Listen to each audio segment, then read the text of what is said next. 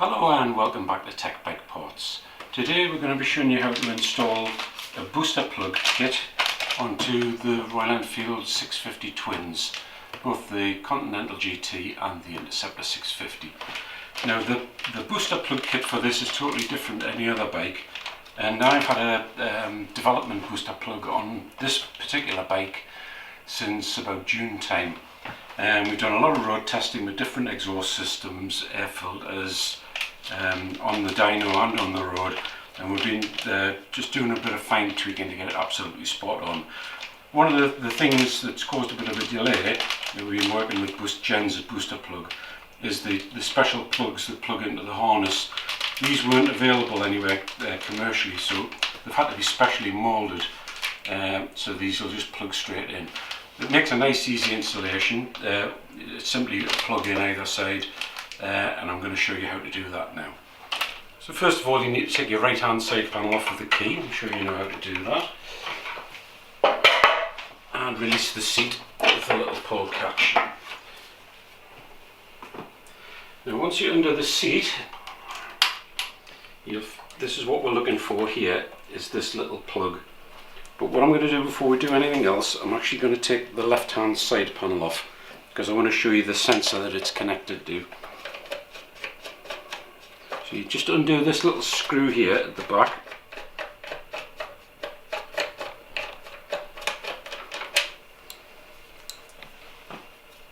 and that releases the back of the side panel. You need to carefully pull the front one out of the rubber and then pull it up. Don't try to pull it out or you'll break the tab off. And this here is the air intake temperature sensor in the airbox.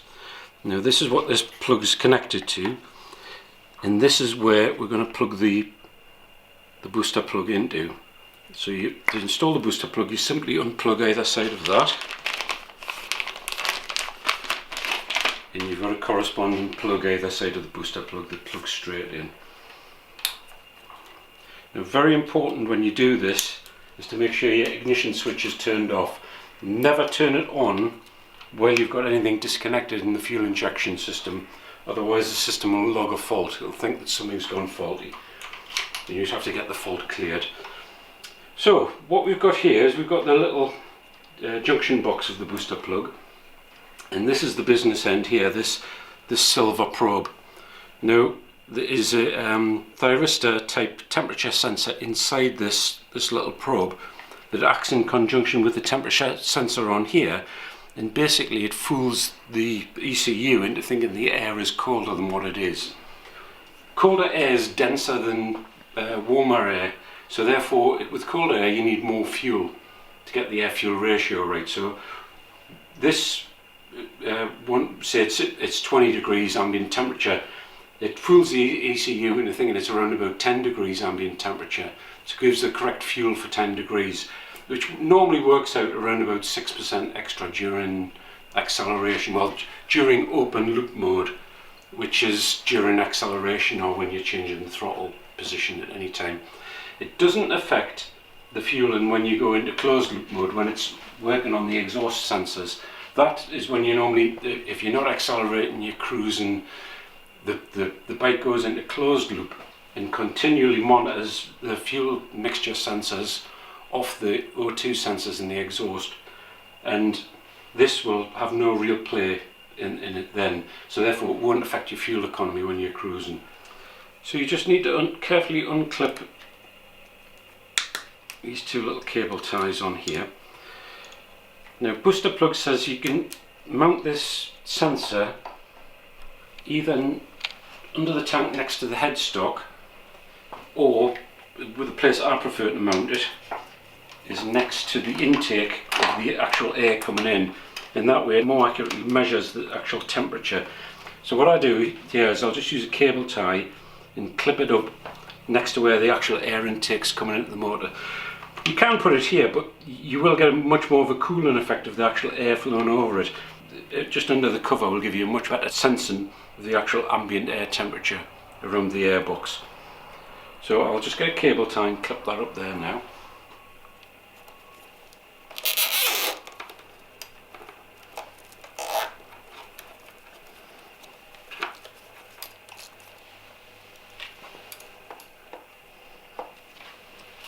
So with it in that position there, it'll measure the air temperature coming into the side panel and therefore flowing into the airbox.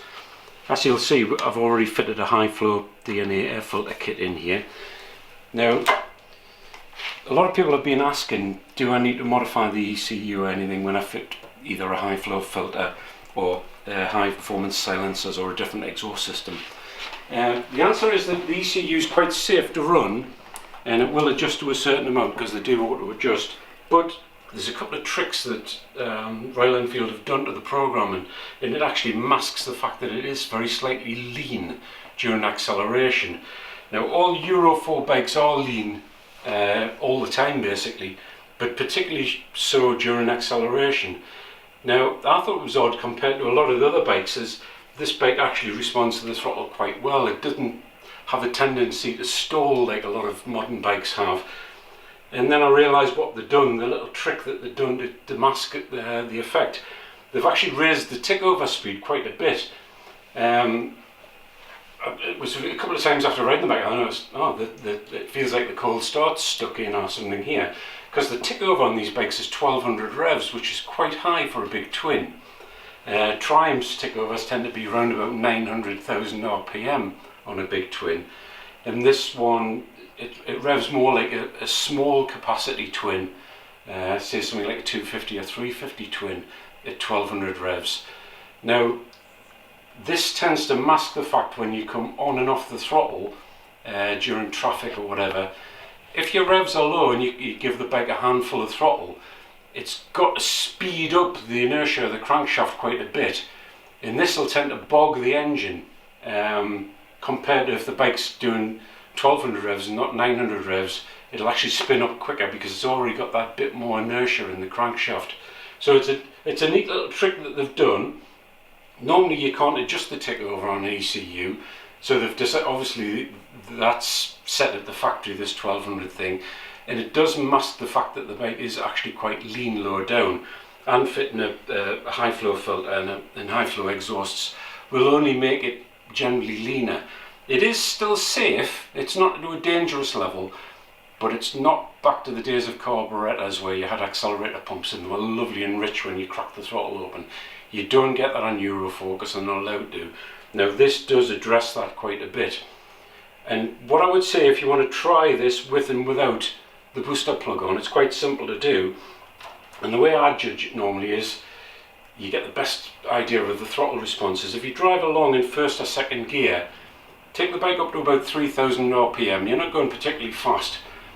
Shut the throttle off completely and then crack it wide open again. That'll show you what your mixture's right. If you get a bit of hesitation and a flat spot and it takes a while to build up, that's normally a sign that the bike is quite lean.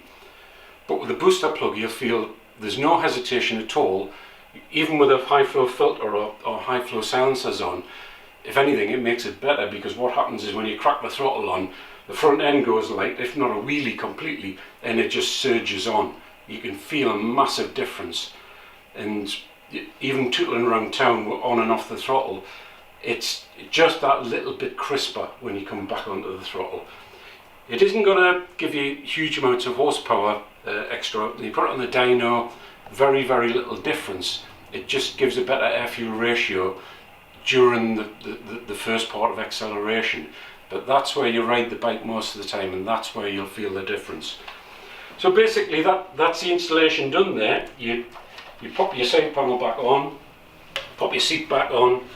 It's a no maintenance item. If you ever have any issues where you think you need to put it back to the dealer for warranty or whatever, it's just a simple matter of unplugging it and plug the standard harness back in. Just remembering that you've always got to have the ignition switched off when you do that. If you've got any questions about it, give me a call. Like I said, these have been fully developed and tested by us and DNA, and these have just come onto the marketplace now. It's backed by a 60-day no quibble return, so if you put it on the bike, you don't like it, doesn't do what you're expecting to do, send it back and you'll get a full refund. It's also backed by a full lifetime warranty, backed by Booster Plug themselves. So if you have any fault in the lifetime of the bike, they will replace or refund you. So you can't see a fairer than that when it comes to a warranty. Now, if you're doing more radical tuning, maybe the booster plug's not for you. It is slightly limited in what it'll do. We're not going to try and claim that it's a wonder item. Basically, it's a fuel enrichment device. We are going to do more tuning on this bike. We've just become an S&S parts dealer for them, and we're going to be putting a performance cam in first of all, in conjunction with a new 2-to-1 exhaust system that we're making, and we will be doing videos on that and how it progresses. And we will probably be fitting a power commander with that, because we will also want to change the ignition time and the rev limit, as well as the fueling as well. And this will only change the fueling. So yes, horses for courses. Power commander has got a lot more things you can do with it. There's also another power device that's made in India as well. We've probably got a power commander because we've got more experience with those, better backup, and we know what we're doing with them. But we will keep you updated. We'll be doing videos on how to install and dyno runs, etc, etc. We won't be doing the big bore kit yet, because we would want to do some more head work on the engine before we did that. So it'll be simply a camshaft change, and we'll do it all in increments to suit your pocket. The camshaft seems very good value, and if it does what I suspect it's going to do, I think that's probably all most people want to do, because it doesn't involve complete stripping the engine down. So thanks for watching.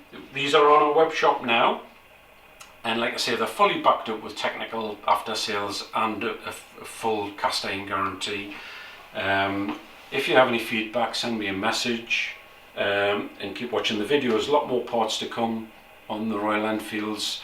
We're hopefully going to be getting a Himalaya soon that we're going to be doing some development work on. Just keep an eye out, and thanks for watching. Bye bye now.